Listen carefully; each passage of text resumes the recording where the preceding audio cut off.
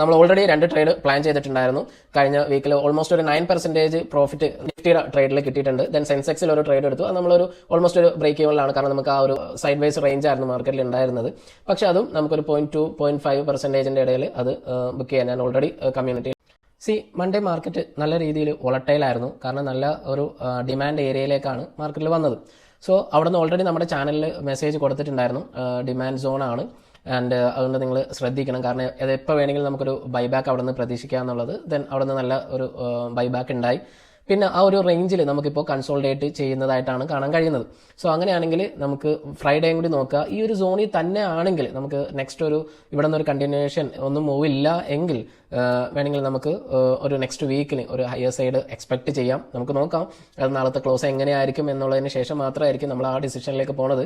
അപ്പോൾ തീർച്ചയായിട്ടും ഈ ചാനൽ ഫോളോ ചെയ്യാത്തവർ ഫോളോ ചെയ്ത് വെച്ചേക്കുക. ആൻഡ് ടെലിഗ്രാം ചാനലിലായിരിക്കും നമ്മൾ ഇമ്പോർട്ടൻറ്റ് സോണ്, ഇൻട്രാഡേ സോണ് കാര്യങ്ങളൊക്കെ പറയുന്നത്. സോ ഇൻട്രാഡേ സോണും കാര്യങ്ങളൊക്കെ കിട്ടാൻ വേണ്ടിയിട്ട് ടെലിഗ്രാം ചാനലിൽ ജോയിൻ ചെയ്യാം. അപ്പോൾ ഇത്രയും ദിവസം ഉണ്ടായിരുന്ന ഈ വോളട്ടൈൽ, അതായത് ഇന്നെ റേഞ്ചിൽ തന്നെ വോളട്ടൈൽ എക്സാക്ട് നമ്മുടെ സപ്ലൈ ആൻഡ് ഡിമാൻഡ് സോണിലൊക്കെയാണ് റെസിസ്റ്റൻസും സപ്പോർട്ട് എടുത്തതായിട്ട് നമുക്ക് കാണാൻ കഴിയുന്നത്. സോ നമുക്ക് നാളത്തെ മാർക്കറ്റ് വളരെ ഇമ്പോർട്ടന്റ് തന്നെയാണ്. കാരണം ഇവിടെ നിന്ന് കണ്ടിന്യൂഷൻ ആണെങ്കിൽ നമുക്ക് വീണ്ടും ഒരു ബിയറിഷ്നെസ്സിലേക്കുള്ള നല്ല രീതിയിൽ ബിയറിഷ്നെസ് ആവാനുള്ള ചാൻസ് ഉണ്ട്. കാരണം ആ ട്രെൻഡ് ചേഞ്ച് ചെയ്യാനുള്ള ചാൻസ് ഏറ്റവും കൂടുതൽ നാളെ നമുക്ക് ഒരു ബിയർ ക്യാൻഡിൽ വന്നാലാണ്. വൺസ് ഇതിന്റെ ഇൻസൈഡ് ആയിട്ട് ഹോൾഡ് ചെയ്യുന്നുണ്ടെങ്കിൽ നമുക്ക് കുറച്ചും കൂടി അടുത്ത വീക്കിൽ നല്ല കാര്യങ്ങൾ നമുക്ക് നിഫ്റ്റിയിൽ എക്സ്പെക്ട് ചെയ്യാം.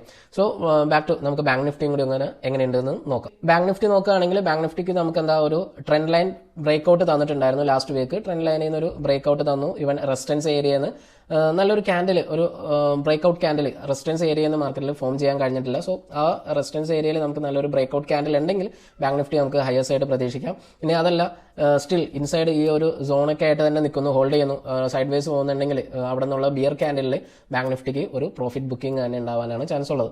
സോ ബാങ്ക് നിഫ്റ്റിയുടെ ഈ ഒരു 2 റേഞ്ച് നോക്കുക. അവിടെ നിന്നുള്ള ബ്രേക്ക്ഔട്ട് ആയിരിക്കും ബാങ്ക് നിഫ്റ്റി നെക്സ്റ്റ് ഡയറക്ഷൻ തീരുമാനിക്കുന്നത്. നമുക്ക് നാളെ മാർക്കറ്റ് ക്ലോസ് ചെയ്തതിന് ശേഷം നെക്സ്റ്റ് വീക്കിലേക്ക് എങ്ങനെയൊക്കെ വരും, ഈ ഒരു ഫോമിംഗ് എങ്ങനെയായിരിക്കും എന്നുള്ള ഡീറ്റെയിൽ നമ്മുടെ ചാനലിൽ ഉണ്ടാവും. തീർച്ചയായിട്ടും ചാനൽ ഫോളോ ചെയ്യാൻ ശ്രമിക്കുക. നാളത്തെ ക്ലോസിന് ശേഷം അടുത്ത വീക്കിലേക്കുള്ള കാര്യങ്ങളൊക്കെ ആയിട്ട് നമുക്ക് വീണ്ടും കാണാം. ബൈ.